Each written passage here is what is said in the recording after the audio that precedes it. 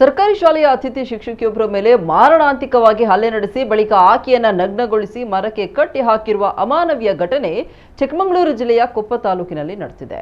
ಭವಿತ್ alias Ramesh ಕೃತ್ಯ ಎಸಗಿದ ಆರೋಪಿ. ಶಿಕ್ಷಕಿ ಶಾಲೆ ಮುಗಿಸಿ ಮನೆಗೆ ವಾಪಸ್ ಆಗ್ತಾ ಇದ್ದಾಗ ಅವರ ಮೇಲೆ ಆರೋಪಿ ಮಾರಣಾಂತಿಕ ಹಲ್ಲೆ ಮಾಡಿದ್ದಾನೆ. ಅಷ್ಟೇ ಅಲ್ಲದೆ ನಗ್ನಗೊಳಿಸಿರುವ ಆರೋಪ ಕೂಡ ಕೇಳಿ ಬಂದಿದೆ.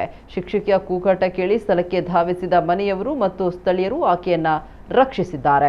ತೀವ್ರವಾಗಿ ಗಾಯಗೊಂಡಿದ್ದ ಶಿಕ್ಷಕಿಯನ್ನ ಮೊದಲು ಕೊಪ್ಪ ಆಸ್ಪತ್ರೆಗೆ ದಾಖಲಿಸಲಾಗಿತ್ತು. ಬಳಿಕ ಹೆಚ್ಚಿನ ಚಿಕಿತ್ಸೆಗಾಗಿ ಶಿವಮೊಗ್ಗದ ಮೆಘಾನ್ ಆಸ್ಪತ್ರೆಗೆ ಸ್ಥಳಾಂತರಿಸಲಾಗಿದೆ.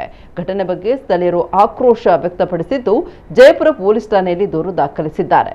ಪ್ರಾಥಮಿಕ ಮಾಹಿತಿ ಪ್ರಕಾರ ಪ್ರೀತಿ ನಿರಾಕರಣೆ ಹಿನ್ನೆಲೆ ಆರೋಪಿ ಕೃತ್ಯ ಎಸಗಿದ್ದಾನೆ ಎನ್ನಲಾಗಿದೆ. ಆರೋಪಿ ಭವಿತ್ ಅಲಿಯಾಸ್ ರಮೇಶ್ನನ್ನ ಪೊಲೀಸರು ಬಂಧಿಸಿ ವಿಚಾರಣೆ ನಡೆಸ್ತಾ ಇದ್ದಾರೆ.